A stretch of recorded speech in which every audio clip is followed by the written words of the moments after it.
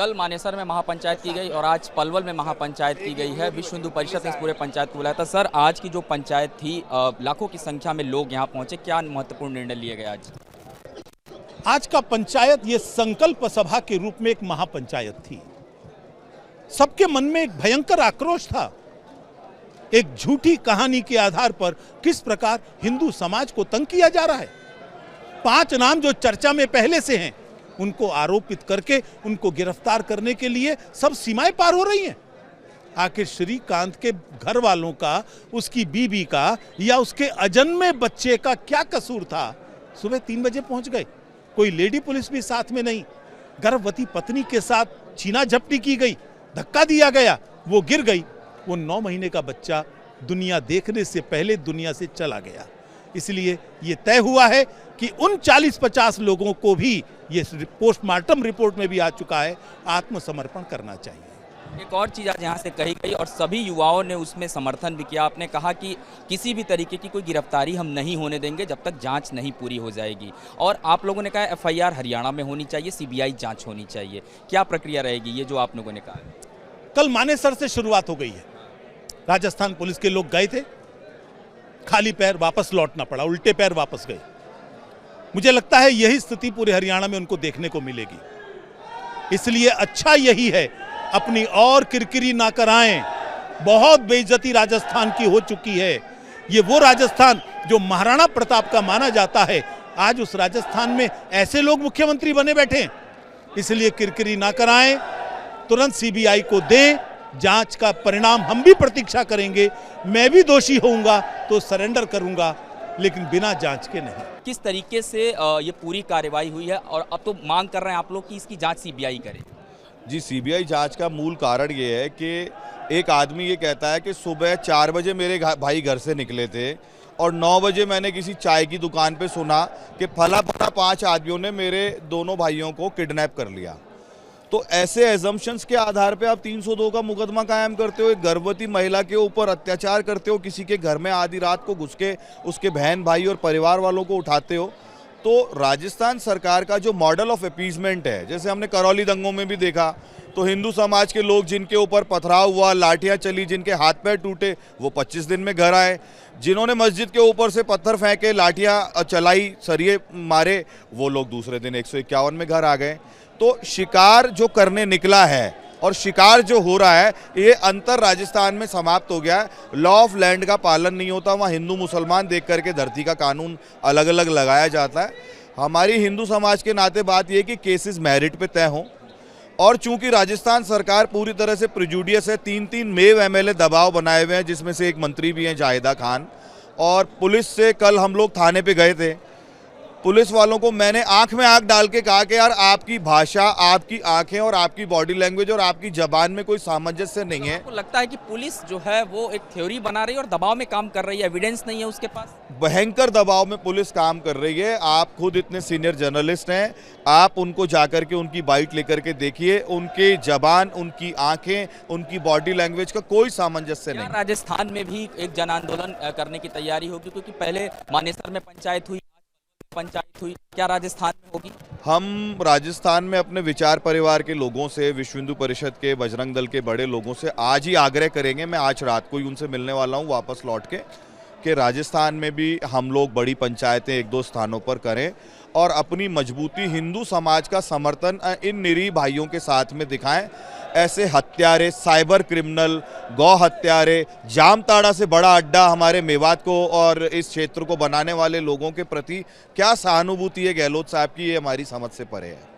हमारे साथ आचार्य आज़ाद जी हैं। गौरक्षा की जब बात होती है खास करके, तो इस नाम को भली भांति लोग जानते हैं, इनसे हम बातचीत करते हैं। जिस तरीके से पूरा आज का कार्यक्रम रहा, कल मानेसर में भी पंचायत हुई, ये किस तरीके की गौरक्षकों के साथ एक तरीके की राजनीति शुरू हो गई है? क्योंकि वो तो अपनी गाय की सेवा करते हैं, लेकिन अब सरकारें उन्हें टारगेट कर रही हैं। राजस्थान सरकार ताज़ा उदाहरण है इसमें गहलोत।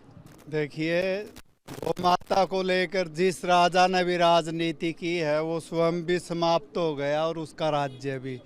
1966 में करपात्री जी महाराज पर जब वो एक प्रदर्शन कर रहे थे, इंदिरा गांधी ने गोलियां चलाई थी तो वंश ही चला गया। इसलिए मैं सभी राजाओं से और दूसरे लोगों से भी कहना चाहता हूँ कि गौ माता को लेकर राजनीति नहीं होनी चाहिए।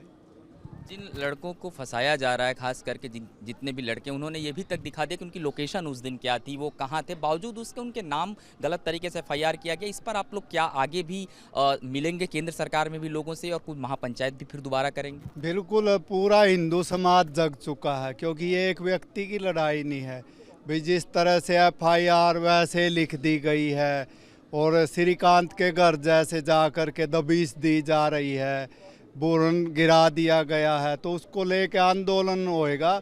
और जिस तरह से मोनू गोरक्षा में लगा हुआ है, उसको एक टॉर्चर किया जा रहा गुंडा दिखा करके, तो हिंदू समाज इसको बर्दाश्त नहीं करेगा। महाराज जी, आपने नौकरी की भी बात कही, आपने कहा हरियाणा सरकार को नौकरी देनी चाहिए, और खास करके कुछ फंड की बात भी आपने कही। देखिए, अभी जो तस्कर मारे गए, गाय को काटते थे, उनको सरकार ने 20-20 लाख रुपए दे दिए हैं, एक सरकारी नौकरी दे दी है।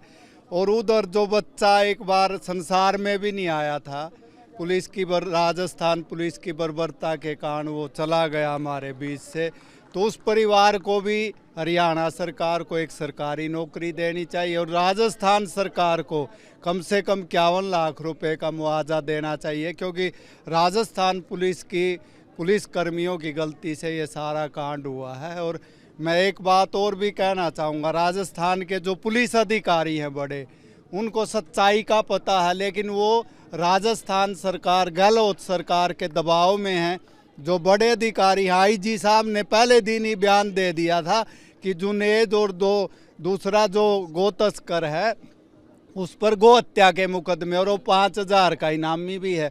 लेकिन वहाँ की सरकार ढीठ है, राजनेता ढीठ है, वो ज़बरदस्ती पुलिस अधिकारियों पर दबाव बना करके झूठा टॉर्चर कर रहे हैं। इसलिए हम केंद्र सरकार से मांग कर रहे हैं, पुलिस तो किसी को भी डंडा मारेगी, ज़बरदस्ती यहाँ करा लेगी भाई मैंने मारा जुनेद को, इसलिए CBI जांच करेगी, तभी दूध का दूध और पानी का पानी आएगा। क्योंकि राजस्थान की बर्बरता तो सामने आ चुकी है। और एक बात और मैं मेवात के मुसलमानों से कहना चाहूँगा, जो इस धरती से प्यार करते, अगर पंचायतें कर रहे हैं, एक भी पंचायत में ये बात नहीं हो रही भाई आप गोकसी बंद कर दो, गोरक्षक क्यों सड़क पे आएंगे जब आप जड़ में नहीं जा रहे, ऊपर हवा में राजनीति कर रहे हैं, लड़ाने की राजनीति कर रहे हैं। तो केंद्र सरकार से इसलिए हमने मांग की है, 5-6 कंपनियां कम से कम पैरामिलिट्री की यहाँ लगेगी, गो हत्या भी बंद होगी, और मेवात जो एक मिनी पाकिस्तान बन चुका है वो पुनः ब्रिज का क्षेत्र बन जाएगा, वही रामराज आ जाए। कुछ गौरक्षक हैं, उनसे हम बातचीत करते हैं।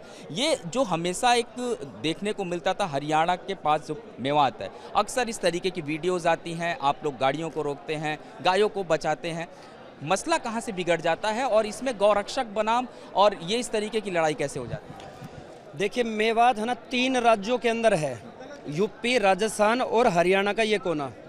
इसमें इस पूरे रेडियस के अंदर एक सेंटर में एक गांव है, जिस गांव के ये दोनों के दोनों तस्कर थे।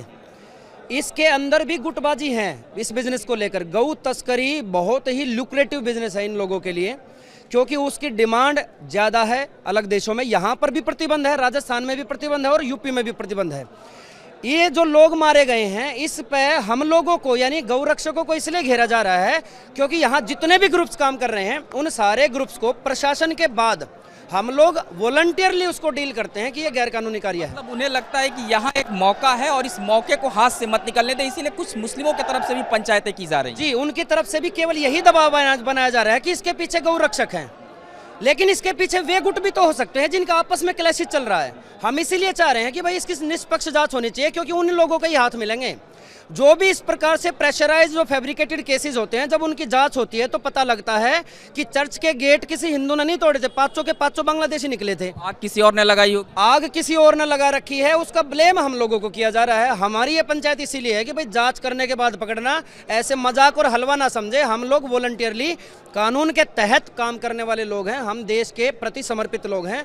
हमारा उनको मारने में, उनको उठाने में, उनको लूटने में, उनमें कोई हमारा रोल नहीं है। अगर हम लोग उनको रोकते भी है तो कानून की प्रक्रिया का पालन करते हुए रोकते हैं। बिल्कुल कानून की प्रक्रिया का पालन होता है। कई सारे केसेस में हमने देखा कि पुलिस भी साथ में वहाँ पर स्कॉट करते हुए पहुँचती है।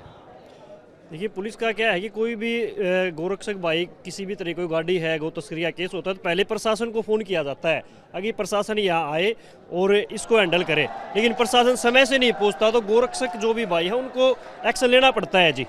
उसके बाद पुलिस आती है, भाई ये हो गया, इसने वो कर दिया, तो कहीं ना कहीं उस मुद्दे को घुमा देते हैं जी।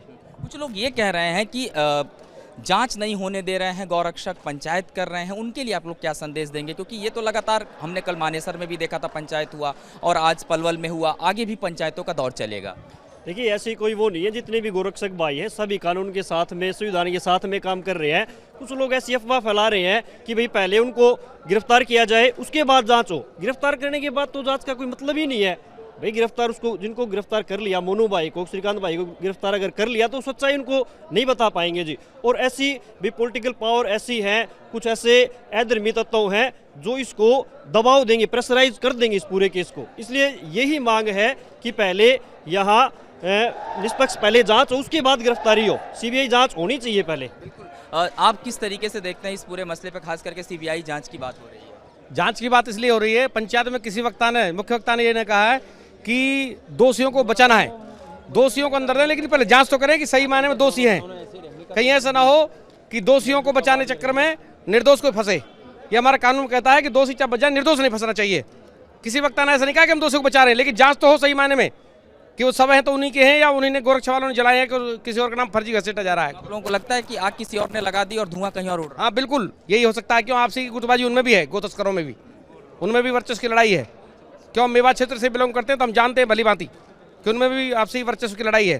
बिल्कुल, तो ये तमाम लोग थे, अलग अलग हिस्सों से आए हुए थे। इनका साफ तौर पे ये कहना है कि जिस तरीके से ये पूरा विषय निकल करके सामने आया है, खास करके अगर हम मेवात की बात करें तो मेवात में गौ तस्करों की अगर हम बात करें उसमें भी कई धड़ा बटा हुआ है। हो सकता हो कि आग किसी और ने लगाई हो और धुआं कहीं और से निकल रहा है। कैमरामैन मनीष के साथ गौरव मिश्रा, न्यूज़ इंडिया, पलवल।